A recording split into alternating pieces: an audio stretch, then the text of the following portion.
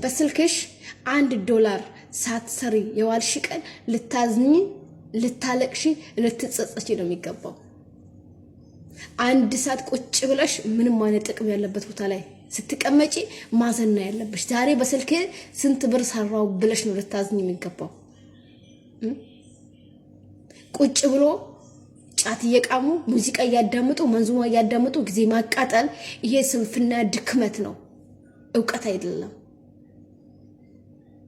ዛሬ አረብ ሀገር ለመገኘታችሁ በጣም ብዙ ዋጋ ከፍላችኋል፣ ወጣችኋል፣ ወርዳችኋል፣ ተረግጣችኋል፣ ተዘላችኋል።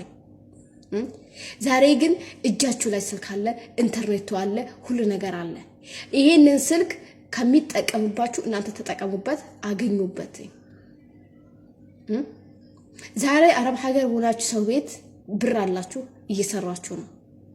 ዛሬ ቁጭ ብላችሁ የረዳችሁት ያወደሳችሁት እንትን ያላችሁ ሰው ነገ እናንተ ስትወድቁ ቀን ሲጥላችሁ ሁሉም ይረማመድባችኋል እንጂ ማንም ዞር ብሎ የሚያያችሁ የለም። ስለዚህ በእጃችሁ ባለው ስልክ ስራ ስሩ፣ ስራ ፍጠሩ፣ አይምሯችሁን አላማ ስጡት። ቁጭ ብሎ ሙዚቃ ከፍቶ ቲክቶክ ላይ 1 ሰዓት 2 ሰዓት 3 ሰዓት ቁጭ ብላችሁ በቁ ነገር ተቀምጣላችሁ። ምንም አይነት ነገር የለም። የምትናገሩት ሚረባ ነገር አይደለም። የምታስተላልፉት ነገር እዚህ ግባ የሚባል ነገር የለም። ግን ጊዜውን ቅጥል ታደርጉታላችሁ። ወይ አንተዋወቅም እንዴ? ገንዘብ ካሌላችሁ ማንም አይፈልጋችሁም። ኻሰተን አረብ ሀገር ያላችሁ እህቶች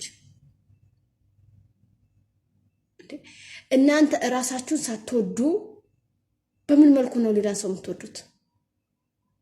ሰው ራሱን ሳይወድ ለራሱ ሳይኖር ለራሱ ሳያስብ ሌላ ሰው ሊወድም ሊያስብም አይችልም።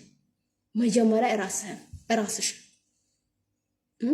ምን ነው ቤቱን ሳታጸጂ ነው እንደ ደጁ የምታጸጂው? ራስሽን ሳትወጂ ነው እንደ ሌላ ሰው የምትወጂው? እዚህ ጋር ቲክቶክ ላይ ቁጭ ብለሽ ታፕ ታፕ ታፕ ታፕ ታፕ ታፕ ታፕ ታደርጊያለሽ። ለራስሽ ግን አንድ ቻናል የለሽም። ዩቲዩብ ሲባል ራሱ እንደ ዩቲዩብ እኔ በቃ የሆነ ዩቲዩብ ትልቅ ነገር አድርጋችሁት ያላችሁት ነገር እስቲ በቀን በስልካችሁ ብቻ ስንት ብር ትሰራላችሁ? የምትሰሩት በዶላር ነው በሪያል ነው በኢትዮጵያ ብር ነው? እስቲ መልሱልኝ። ሚሰራ አለ?